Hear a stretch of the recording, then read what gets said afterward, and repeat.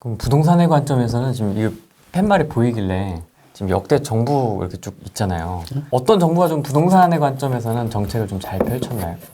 그림에 나와 있잖아요. 2000년부터 보면 99년 이전에는 이게 강남의 음마 아파트예요.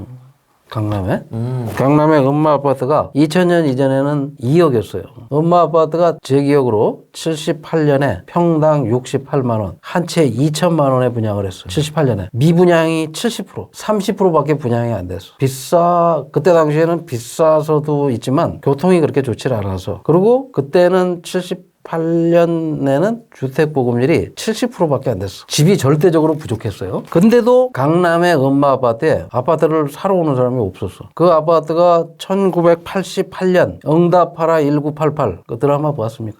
아니, 저는 못 봤습니다. 못 보셨죠. 나도 중간중간 몇 번 봤는데 거기에 나오는 중국에 가서 왔다 갔다 하면서 그 바둑도 가지고 상금 받은 주연이 누군지는 모르겠는데 그 친구가 5천만 원의 상금을 받아오니까 88년에 음마 아파트 하나 살 수 있을 정도라고 했으니까 88년에는 내 기억으로 음마 아파트가 한 7천만 원 정도 했을 거예요. 78년에 2천만 원이었던 음마 아파트가 88년에는 한 6, 7천 정도 했을 것이고 1억 8천 했어요. 2천짜리가 8천이 됐다가 이렇게 됐어요. 99년 타워팰리스가 평당 900에 분양을 해도 그러니까 음마 아파트는 평당 600이었어요. 30평이 1억 8천. 타워팰리스는 음마 아파트보다 300만 원 비싼 900만 원에 분양을 하니까 아무도 안 사. 그래서 미분양이 그 70%예요. 그 타워팰리스를 사면 평생 양도세를 면제해 줬다고. 그래서 타워팰리스를 5채 산 진대재 뭐 이런 사람들은 돈을 엄청나게 벌었죠. 자, 2000년에 2억 가던 아파트가 노무현 대통령이 대통령으로 당선된 2002년 12월에 2002년에 뭐가 있었어요?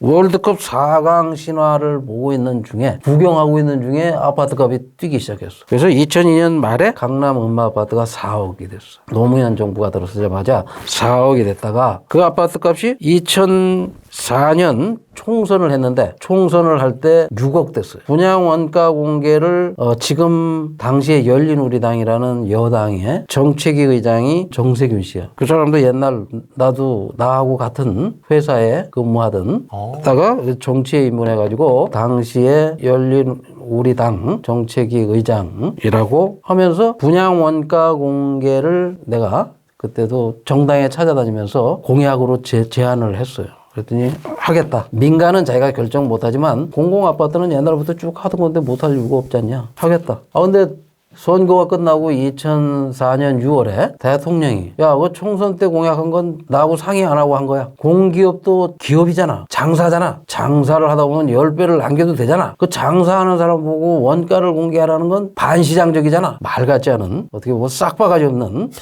그런 말을 해서 그러니까 공기업도 장사하고 공기업들도 마음껏 바가지를 씌우고 공기업이 폭리를 취해도 원가가 얼마인지 얼마 남겼는지 절대 가르쳐주지 말라고 누가 말한 거예요? 대통령이 말했다니까. 대통령이. 어떤 대통령이? 이 당시 누구라고 써 있어요 이게? 여기 예?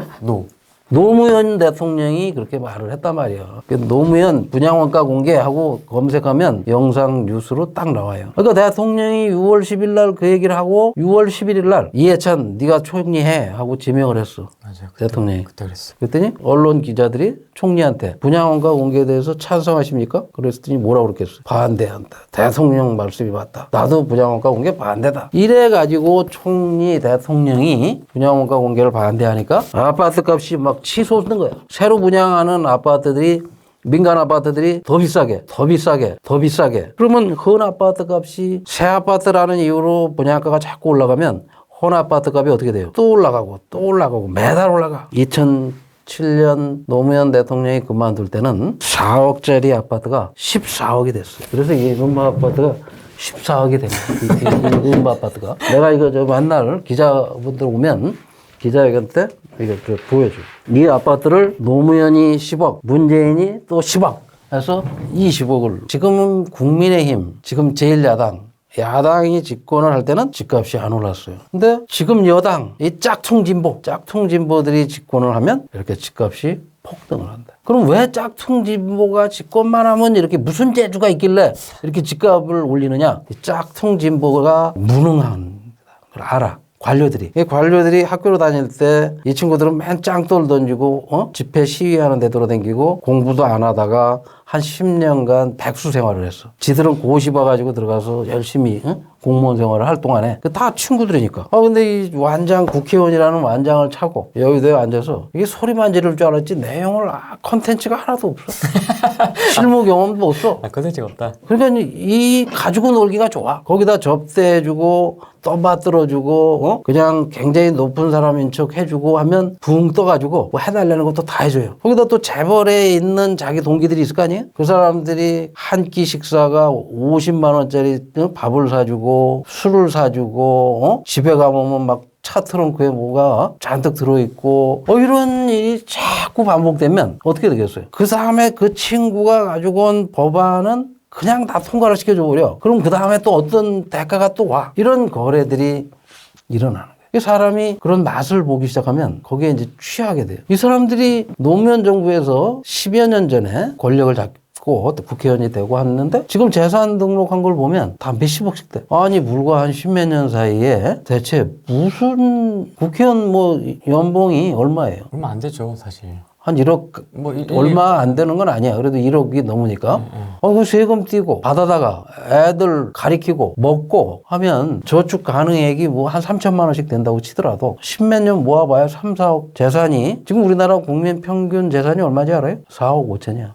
가구당 평균. 근데 이 사람들은 백순으로 10년 하다가 가서 완장찬 지 10년 만에 국민들 평균의 10배. 이런 사람들이 법을 만들고 있으니 그 사람들이 만든 법들은 누구를 위한 법이겠어요? 변창흠이가 이사 대책을 보라고. 변창흠이가 건설업자들하고 상의해서 만든 법. 그래서 그 법이 여당 180석을 해서 발의돼서 상임위를 통과해서 본회의까지 통과되면 그 법이 시행되면 누가 이루어져요? 건설업자들, 투기꾼이, 공기업이. 국민들에게는 아무런 도움이 되는 법이 통과가 안 돼. 통과는커녕 만들어지지도 않아. 자, 지금 이 지경이 되면 대통령이든 여당이 국민들을 찾아다니면서 또는 시민단체를 찾아와서 우리가 지금 어떤 법을 가장 우선적으로 만들어야 될까요? 시민을 위한 법을 만들려면 어떤 법을 만들어서 통과를 시켜야 될까요? 라고 물으면 내가 뭐라고 할 것 같아요? 가르쳐 주지. 야, 시중에 그렇게 돈이 많이 풀려 있다는데 후분양제법 만들어. 야당 비대위원장도 계속 후분양 얘기하잖아. 후분양하면 건설업자가 싫어하겠죠. 후분양하라고 하면 공기업도 싫어하지. 왜? 땅 사는 값, 집 짓는 값을 다 소비자한테 받아서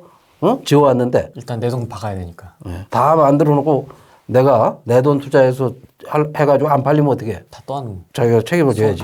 이 사람들은 40년 동안 선분양을 해서 불량품 만들기만 했거든. 불량품이었습니까? 돈 다 받았으니까 어떻게 하겠어요? 자재도 싸구려 쓰고 가구도 싸구려 쓰고 비슷하기만 하면 그러니까 아파트에 새 아파트라고 입했는데 녹물이 나오고 새 아파트에 들어갔는데 비가 새고 물이 흐르고 곰팡이가 쓸고 그런 뉴스가 또 많이 안 나오는 이유는 왜요? 아파트값 떨어질까 봐 신고를 안 해. 언론에 나는 걸 원치 않아. 그러니까 부실한 아파트를 지었는데도 불량품이라고 신고를 안 하는 소비자가 있으니 그 만드는 건설업자는 어떻게 하겠어요? 외국에 아파트 잘 짓는 건설회사가 한국에 들어올 필요가 있어요? 없어요? 곧 들어온다 그래? 한국에 와서 이런 불량품을 만들 수가 없어. 윤리적으로. 걔들은 이런 불량한 아파트를 하나라도 만들면 기업 가치가 떨어져요. 그럼 기업 가치가 떨어지면 주식이 떨어져. 그래서 그 아파트 줘서 얻는 이익보다 더 큰 손해를 봐. 해서 외국의 유명 건설회사들은 이런 아파트를 지을래야 질 수가 없어요. 우리 한국의 아파트 잘 만드는 회사가 어디예요? 민간 건설사요? 예. 일군 브랜드. 누구죠? 한번 이름. 레미안, 자이. 파리나 뉴욕에 가서 레미안 아파트 본 적 있어요? 파리 레미안은 본 적이 없네요. 뉴욕에는? 뉴욕 힐스테이트도 본 적이 없는 것 같은데요. 아니 대한민국에서나 그게 유명 브랜드지 다른 나라 가면 다 하자 두성이라서 다시 철거당해요. 짓자마자. 아 진짜 맞아? 그럼 그래서 이 우리나라 건설업자들은 미국에 가서 건설업 면허증도 못 따. 아니 해외 시공하지 않습니까? 뭐 여러분. 그러니까 저 중동 국가에 가서 다른 나라보다 싼 값에 한다고 하니까 잔뜩 미치고 대신 해주겠다는데 이를 줘요 안 줘요? 주지 않습니까? 뭐 주잖아. 그러니까 가서 맨날 미치는 거야. 여기서 아파트 팔아서 번 돈을 다 중동 국가에 건물 지어주는 데다 갖다 다 퍼주고 있어. 우리나라 우리나라 건설회사가 지은 아파트를 홍콩 가서 본 적이 있어요 없어요? 홍콩 가본 적이 없습니다. 그러면 모스크바에 가면 있대? 없어. 한국에만 있어. 짓지도 않은 걸 팔아먹어. 우리나라만. 아니 지금 짓지도 않는 걸 팔아먹는데 분양가 상한제를 하면 그게 반시장적이라고 떠드는 사람이 누구야? 조중동과 가짜 전문가. 사이비 부동산학과 교수. 네? 이놈들이 이자들이 이 놈이라 그러면 좀 그렇고 이자들이 말도 안 되는 얘기를 하는 거야. 근데 우리 불행이 아저씨도 맨날 그런 사람들 얘기만 들어가지고 나 같은 사람 저 사람 말이 맞는 거야 저게 틀리는 거야. 어? 한번 생각을 해보라고. 여기 저 시청하시는 분들 중에 네, 한 700분 보고 계시거든요. 모스크바나 뉴욕이나 파리나 이런 데서 런던에서 힐스테이트나 레미안 본 적 있냐? 있으면 나한테 한번 가르쳐 줬으면 좋겠어. 아니 한국에서 그렇게 많은 아파트를 짓는데 한국에서는 아파트를 짓기도 전에 막 불티나게 팔리는데 왜 거기서는 안 팔려? 이런 잘못된 이 시장 구조를 가진 이건 시장이 아니 이 아파트가 무슨 김현미 말대로 빵이 아니잖아. 재화. 아파트가 무슨 재화예요? 재화. 아파트가 뭘로 만들어져요? 땅, 콘크리트, 철근. 자, 아파트 원자재인 땅은 어디서 나와? 논밭 그린벨트야. 논밭 그린벨트였던 거야. 지금 강남에 있는 땅이 원래 뭐였어요? 논밭 그린벨트야, 거기가 다. 논밭 그린벨트에다 아파트를, 콘크리트를 심은 거야. 아파트를 짓기도 전에 아파트 지을 땅값, 아파트 짓는 건축비를 다 받았어. 누가 그렇게 만들었어요? 박정희가. 박정희는 그렇게 할 테니 건설업자들이 돈이 없고 나라도 돈이 없으니 인구는 서울로 몰려들고 어찌하오리까 시민 나라 주인님들 돈을 땅값 건축비를 대주면 내가 가격을 철저하게 검증해서 바가지 쓰지 않도록 가격 관리를 해주겠습니다. 이게 분양가 상한제고 분양 원가 공개야. 정부가 해야 할 일이 그거야. 근데 지금 문재인 정부는 뭘 하고 있어요? 분양 원가 검증도 안 하고 분양가 상한제도 안 하고 공기업 시켜서 4억짜리 원가 4억짜리 아파트를 7억 8억에 팔아먹고 시민들한테 바가지 씌우고 4년간 국가가 공기업이 시민을 상대로 바가지를 씌우고 폭리를 취하면 민간 건설업자들은 어떻게 하겠어요? 더 하지 더. 그래서 이렇게 된 거예요. 지금의 사태는. 그랬더니 이렇게 된 책임을 투기꾼 때문이다. 투기꾼? 그 누구가 투기꾼이야? 투기꾼도 자기가 양성을 했어. 임대사업자 신고만 하면 집을 500채 1000채를 가져도 세금 한 푼 안 걷겠다. 면세해 주겠다. 면세사업자가 된 거예요. 세금 한 푼도 안 내고 땅 짓고 헤엄치게 해주겠다. 그러니까 LH 직원들이 볼 때는 시의원들이 집을 100채씩 가지고 있어도 세금을 한 푼도 안 내고 그 집값의 80%까지 대출받는 걸 알고 3기 신도시 예정 부지에 논 살 때 어떻게 했어요? 땅값의 80%를 농협 가서 대출 받아가지고 엄청 받았더라고요, 대출을.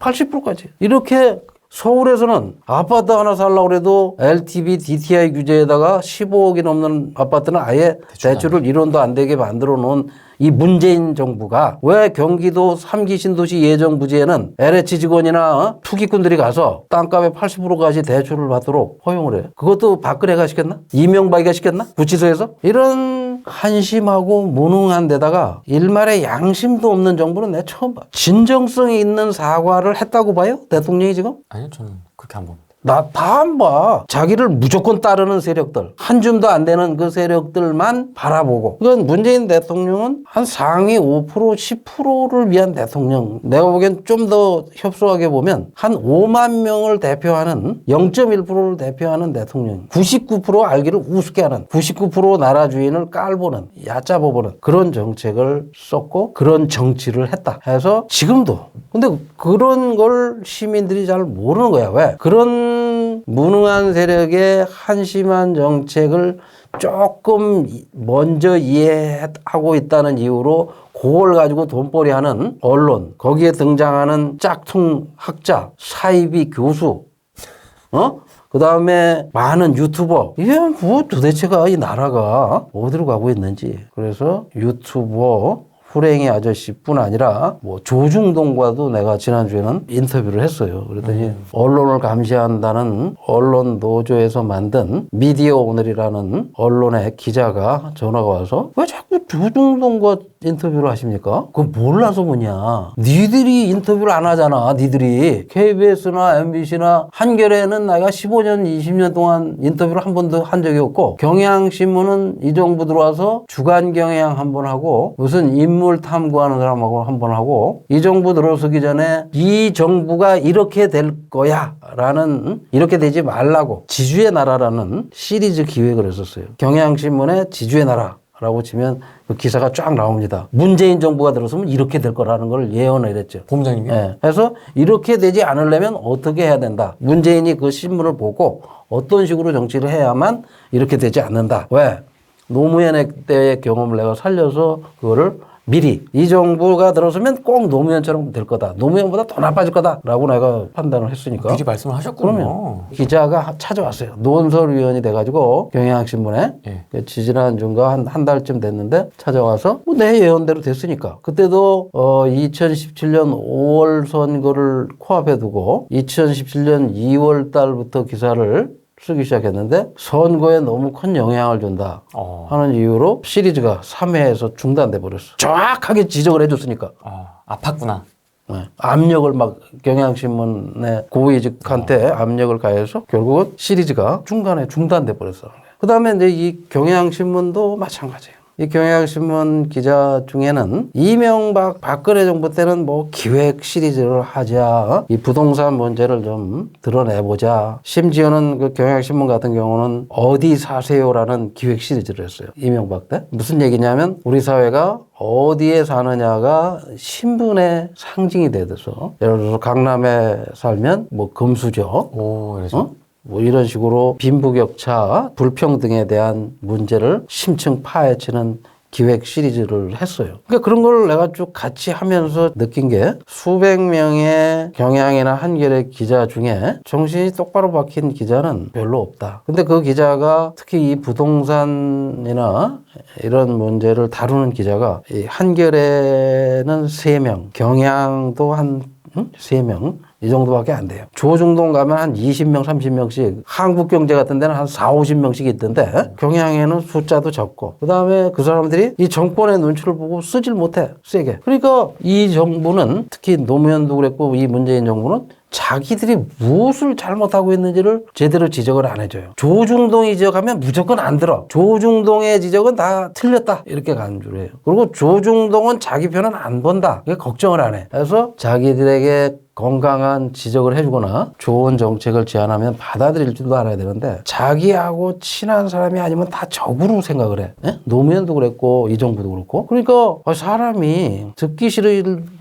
말을 하는 사람 말도 귀에 들리면 그냥 들어야지. 그건 아예 귀를 막아버리면 누가 손해요? 자기가 손해인 거예요. 자기가. 무슨 양아치 집단도 아니고 무슨 을이나 이런 걸로만 나라 운영을 해서는 안 되는 거거든. 그러니까 공적인 일이 뭐고 공익이 뭐고 공인이 된다는 게 뭔지 그런 거에 대한 개념이 없는 사람들이 공직에 들어가서 공적인 일을 공익을 위한 일을 하려고 하니까 그게 되나? 그런 걸 해본 적이 없는데 자기 패거리들 물론 학창시절에 독재와 싸울 때는 자기들끼리 보호를 하고 피신도 하고 하면서 어떤 그 패거리 문화가 생길 수 있었지만 지금은 세상이 그런 세상이 아닌데 세상은 자기들만 사는 게 세상이 아닌데 그런 좁은 시각으로 세상을 바라본다면 그 피해가 이 부동산 문제는 이런 거예요. 부동산의 거품은 생길 때 7, 80%가 고통을 당해. 고통스러워. 그 다음에 거품이 빠지면 한 3, 40%가 또 고통을 당해. 이 부동산 거품은 아예 생기지 말아야 돼요. 생기지 말아야 될 게 생겼다면 그걸 발견한 즉시 제거를 해야 돼요. 소멸시켜야 돼요. 이 경실련이 89년도에 만들어진 단지인데 이때 어떤 일이 있었느냐. 집값이 뛰고 전세값이 같이 뛰었어요. 굉장히 심각한 주거 문제로 심각한 때 만들어졌는데 89년에 만들어서 89년, 90년 2년 동안에 노태우 정부에게 정책 제안을 했고 그때 정책을 받아들이고 그때 정책을 실행했던 정책 위반자 중에 하나가 김종인 씨예요. 지난번에도 경실련에 지난주에 왔길래 당신들이 집권할 때 특히 지금 국민의힘이 집권을 할 때 2000년까지는 집값이 안정됐다. 89년 경실련이 생길 때는 주택보급률이 70%였는데 주택이 부족했다. 그래서 200만 원 원서를 같은 것도 경실련도 공급이 필요하다는 거에 찬성을 했다. 하지만 노무현 정부 들어와서 주택보급률이 이미 100%가 넘었고 89년보다는 2002년, 2003년이 주택 숫자도 절대적으로 많아졌을 거 아니에요? 지금은 뭐 더 말할 것도 없고 집이 부족한 게 아니에요. 뭐가 부족합니까? 집 살라고 하는데. 돈이 부족한 거야. 주택 공급 양이 부족한 게 아니에요. 주택 공급 가격이 너무 비싼 거야. 새로 짓는 100만 원 짜리 땅에다가 4,500만 원짜리 평당 건물을 지면 원가가 600만 원 아닙니까? 25평이 1억 5천이야. 30평이 2억이야. 그러면 3기 신도시에는 2억짜리 아파트가 나와요? 얼마짜리 나오는데요? 최하 5억 이상. 5억 이상 6억, 7억. 지금은 지금 과천, 위례 이런데 2기 신도시에 지금 분양되고 있는 게 6억, 7억인데도 수백 대 1이 되고 로또라고 또 떠들어서 그걸 더 올리려고 하는. 응? 자, 그러면 100만 원짜리 땅에다가 500만 원짜리 건물을 져서 원가가 2억인데 그걸 2억짜리를 5억, 6억, 7억에 팔면 누가 돈을 벌어요? 30평짜리가 2억인데 2억짜리를 5억에 팔아. 5억에 분양해. 2억짜리 하나를 분양받아서 이게 7억 돼가지고 5억 프리미엄 생기면 뭐라 그래요? 로또라고 그러죠? 로또 안 생기게 하려고 2억짜리를 6억, 7억에 분양해서 4억씩 1000가구 4천억을 남기면 뭐라 그래? 그 돈은 누가 가져가? 분양은 누가 해? LH 그러니까 건설회사는 4천억, 5천억을 가져가도 괜찮고 그 20년 기다려서 뭐 1순위 자격 만들어 가지고 겨우겨우 해서 애까지 나가지고 2, 3억짜리 아파트 분양받아서 4, 5억 번 사람은 로또라고 하고 4억 벌면 로또고 4천억 벌면 뭐예요? 뭐라고 불러요? 그 가짜들 나와서 출연해가지고. 그거는 얘기를 안 해. 4천억을 벌든 5천억을 벌든 너 신경 쓰지 마. 분양가 상한제 하려고 그러고 분양 원가 공개하라고 하지 마. 그건 시장 원리에 안 맞아. 짓기도 전에 4천억, 5천억씩 땡겨가도 괜찮아. 왜? 왜 괜찮아? 그 가짜들을 매개 살리거든. 어? 조중동에 광고를 주고 조중동은 또 그런 사람들하고 해서 유명인을 만들어줘. 그 가짜들이 조중동에 계속 나와가지고 유명인이 돼요. 그죠? 보시는군요. 다 체크하시는군요. 그래. 난 다 보지. 왜냐면 거기도 출연을 하니까. 아니, 조선일보 방송에서 9시 뉴스에 내가 출연하면 조선일보 TV에서 내가 한 말을 방송에서 조작해가지고 다르게 방송이 돼요, 안 돼요? 안 되죠. 내가 그대로 나가는데 내가 뭐 조선일보 방송에 가서는 딴소리 하나? 똑같이 F링 때 하는 얘기나 조선일보 방송에 가서 하나, KBS에 가서 하나, MBC에서 하나, 여기 경실련 강당에서 기자회견을 하거나 나는 항상 똑같아. 근데 아니 조선일보 방송이 뭐 어떻고 동아일보 방송이 뭐 어떻고 중앙일보 방송이 뭐 어때? 방송에 나가서 내가 하면 그 방송을 보시는 분들이 내 얘기를 들을 거 아니에요. 나는 한 사람이라도 더 많은 사람에게 내 생각을 알리는 게 내가 하고 싶은 일이고 내가 하려고 하는 일이니까.